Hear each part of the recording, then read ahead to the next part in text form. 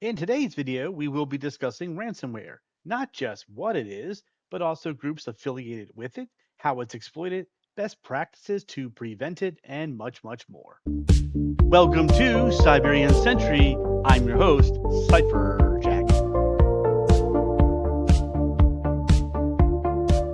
This video is on ransomware. We're going to take a look at some various topics. What is ransomware? Most notable ransomware groups, some noteworthy mentions, targeted and exploitable tools/protocols. We'll take a look at what the most exploited protocol is, 5 historical ransomware attacks, the best defense we can have, best practices that protect the companies against ransomware attacks, and best cybersecurity tools that protect against ransomware. So you may be wondering, what is ransomware?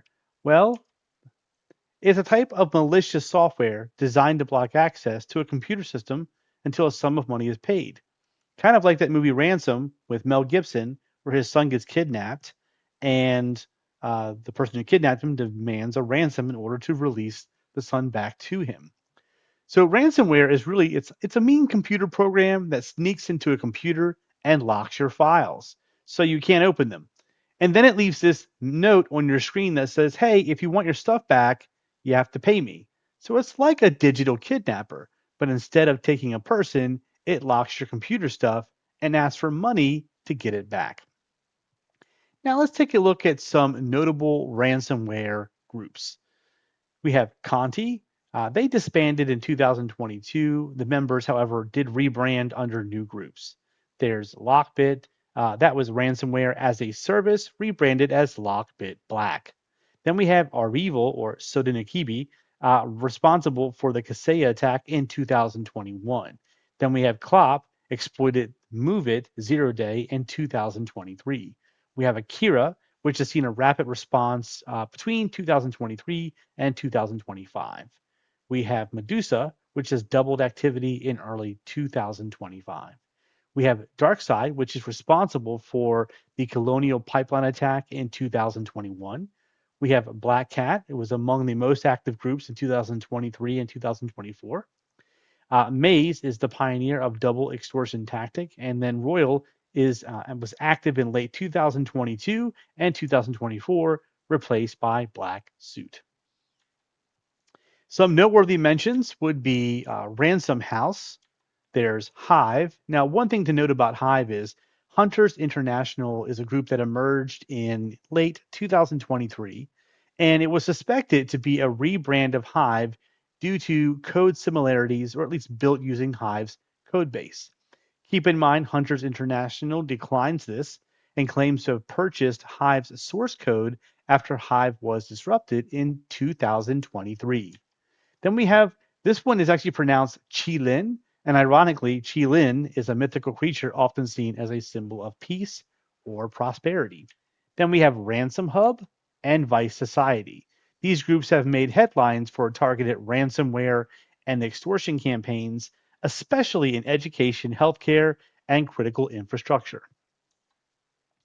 Exploited, and extorted. Combine the two words there. In this one, we're going to take a look at various methods, some example of some groups that have taken advantage of that method to for ransomware purposes, and then some notes. This is not going to be a deep dive into the methods, some notes on them, but primarily we're going to just look at this as an example, an idea. And maybe in a later video, I'll go into a deeper dive into these methods. For now, we have phishing. This potential groups that use this was Ryuk and Lockbit. It's basically emails with malicious docs or links. Then we have vulnerability exploits. Clop, Conti are evil. For instance, we know that Clop was exploited MoveIt. Then there's Exchange and Log4Shell. Credential stuffing was Black Cat and Hive. Basically stolen VPN, RDP, or AD credentials. That's Active Directory credentials. And then we have malvertising, which is Gootloader and FakeBat. That is basically fake software ads and silent installs. Then we have supply chain, which is our evil. This is where the Kaseya comes in. Then there's Sunburst, and basically it's targeted vendors. It's a wide reach.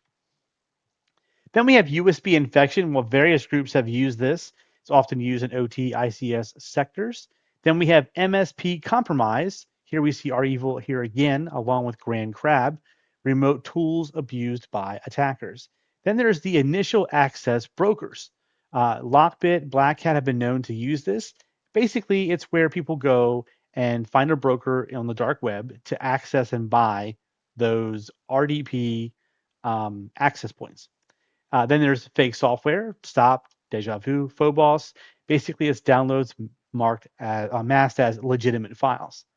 And you may have wondered, well, what is the most exploited protocol? Well, it happens to be RDP. And that's remote desktop protocol. It's direct, weak, and exploited.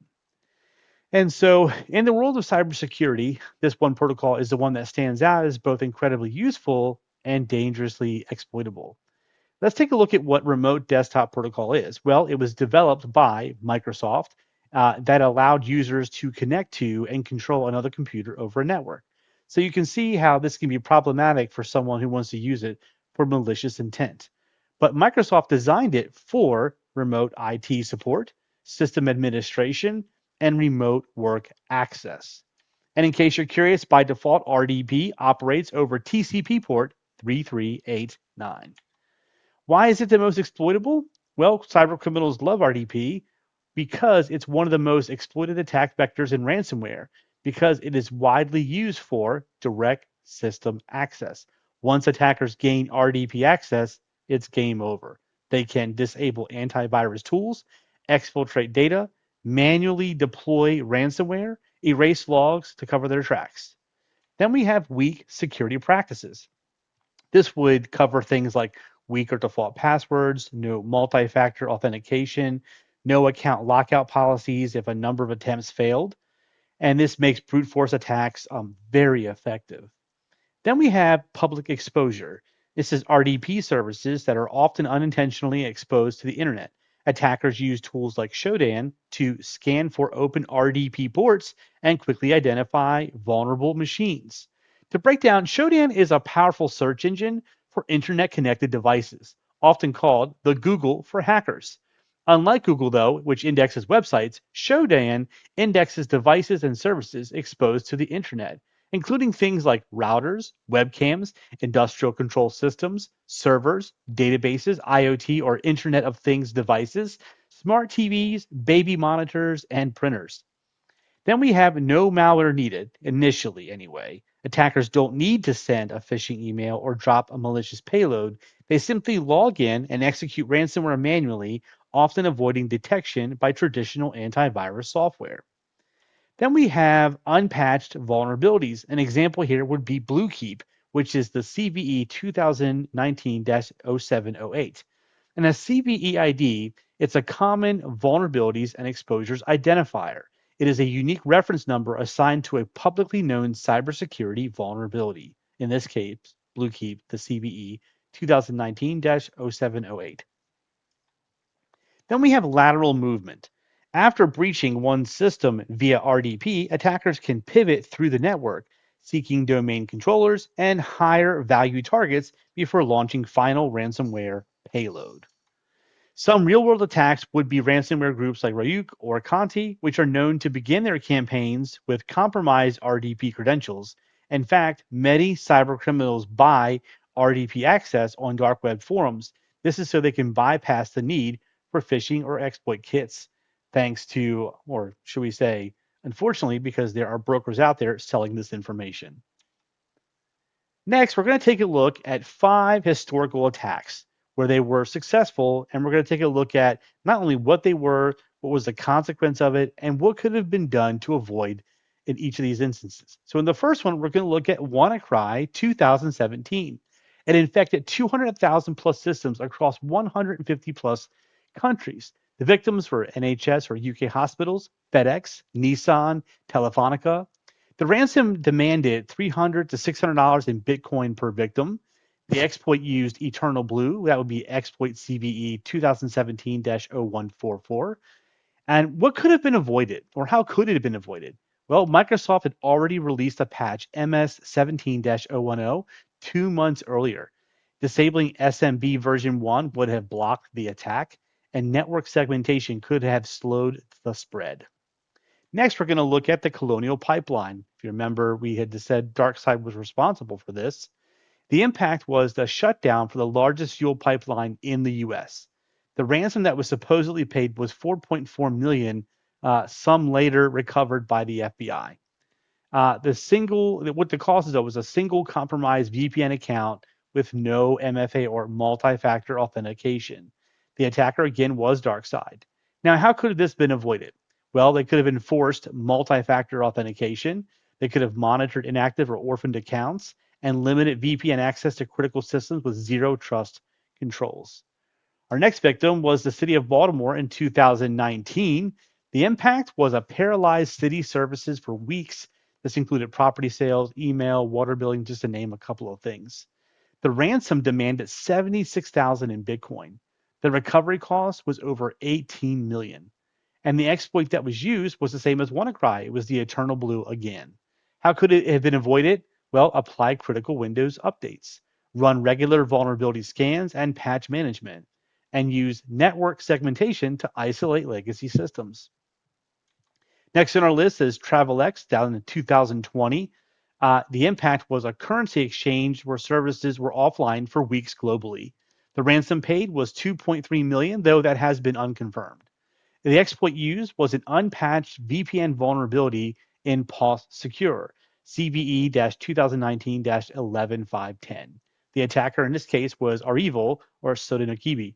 How it could have been avoided? Well, patch known VPN vulnerabilities, a month's old flaw at the time of the attack. Implement intrusion detection systems to detect abnormal access and limit exposure of VPNs to the internet. The fifth, victim on our list is Maersk, and the was run in 2017 by NotPetya. The impact was 300 million in damages on the global shipping disrupted. The attack type was not actually true ransomware. NotPetya was a destructive wiper disguised as ransomware. The vector compromise was Ukrainian tax software MEDOC. So how could this have been avoided? Well, to highlight initially right out of the gate, they could have avoided using untrusted third-party software on critical systems, and they could have monitored for supply chain vulnerabilities, and then enforced application whitelisting and endpoint detection protection. Security systems is more than a job; it's a mission. Highly remember this. How this could have been avoided. The best defense. If your organization must use RDP, follow these hardening steps to have the best defense against ransomware. It is widely used for disable RDP if not essential. Okay, so just disable it. It's like saying, what is the most effective way to keep your computer from being open to vulnerabilities and attacks and things like that? Well, disconnect it from the internet. But we know that that's not always, that's while that is the answer, that's not actually something that works. But in this case, if your company does not need RDP, then the idea here is to disable it. Then there's restrict RDP access via VPN or allow listed IPs. There's enforcing strong passwords and enable multi-factor authentication. And then implement account lockout for failed login attempts. Patch vulnerabilities and keep systems updated. Monitor logs for brute force attempts and login anomalies.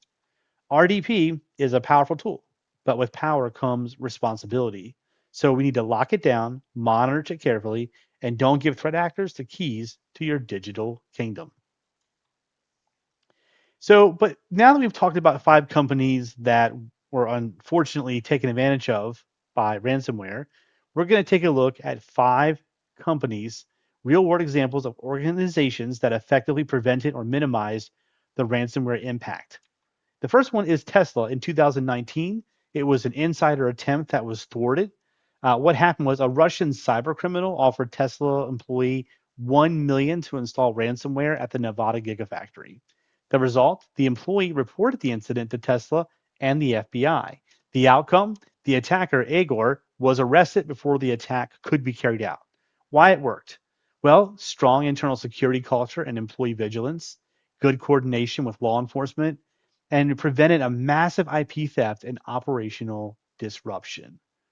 Next on our list is the Cybersecurity and Infrastructure Security Agency, or CISA, in 2020. the Emotet containment. What happened was a US federal agency was targeted by Emotet malware, which is often a precursor to ransomware, usually by Ryuk or Conti. The result was that CISA detected and isolated the malware before it could pivot to ransomware deployment. And why did it work? Well, because they had early anomaly detection on network traffic, real-time response and isolation of affected hosts, and use of endpoint protection and continuous monitoring. Third on our list is Norsk Hydro in 2019. It's a limited recovery impact. What happened was they were hit by a Locker Goga ransomware, which disrupted operations. What makes it notable is that Norsk Hydro refused to pay the ransom and recovered using well-maintained backups and strong incident response. Why it worked? Well, because they had isolated clean backups, transparent response, and strong disaster recovery planning. The incident cost $60 million, but they recovered without paying ransom. Then there's the U.S. Coast Guard in 2019 proactive detection. What happened was a ransomware payload targeting a maritime facility was detected by a USCG cyber personnel. The result, the attack was intercepted before encryption could begin. Why it worked? Because network segmentation at the port facility. They had use of intrusion detection systems and SIEM tools, and there was cybersecurity training allowed for rapid response. Our fifth is the Wright Company of Minnesota in 2021 rejected fake IT call. An attacker impersonated IT staff and tried to trick employees into opening a link to initiate ransomware. The result? The employee got suspicious, contacted actual IT staff, and the phishing link was blacklisted immediately. It worked because security awareness training was a big promotion for that. And then there was the prompt internal communication between employees and IT, as well as strong email protection tools help block follow-up attempts. Cybersecurity tools and applications. Let's take a look at endpoint protection platforms, or EPP EDR. In this case, some examples would be Microsoft Defender for Endpoint, which is what I use in the cyber range. There's CrowdStrike Falcon, there's Sentinel-1, Sophos Intercept X, Trend Micro Apex 1, and Bitdefender Gravity Zone. Then we have the ransomware specific tools. Examples would be Malwarebytes Anti-Ransomware, Ransom Free by Cybereason, Kaspersky Anti-Ransomware Tool, and Bitdefender Ransomware Remediation, just to name a few. Then there's the network security and firewalls. Palo Alto Networks, NGFW. There's Fortinet FortiGate, Cisco Firepower ASA, and PF Sense. Then we have intrusion detection and prevention systems, or IDS, IPS. We have Snort, Suricata, and Zeek for that. Number 5 on our list is going to be backup and recovery tools for mitigation. This would be like Veeam Backup and Replication, Acronis Cyber Protect, Rubrik, and ArcServe UDP. Next on our list is cloud and software as a service protection. This would be Microsoft Defender for Office 365, Proofpoint, Google Workspace Security Center, and Zscaler. Next up, threat hunting, SIEM XDR. Splunk Enterprise Security is an example of one, IBM QRadar, Elastic Security or Elk Stack, Microsoft Sentinel, which is another one of the software applications that I use in the cyber range. There is Arctic Wolf as well. Some additional tools we could mention would be Cortex XSOAR by Palo Alto. It automates incident response and playbooks. There's Any.Run Sandbox that analyzes ransomware payloads safely. There's VirusTotal, which scans files, URLs to identify malware or ransomware. And nomoreransom.org. It's a free decryption tools for known ransomware strains. With that, I want to thank you for watching. If there are any other topics or things you want me to research and do a video on with regard to cybersecurity, please feel free to email me at cypherjack73@gmail.com. That will be in the description. Again, thank you, and I hope you join the Siberian Sentry community. That's all for today's video. Like, subscribe, and ring that bell if you want notifications of future content. This is Cypher Jack signing off.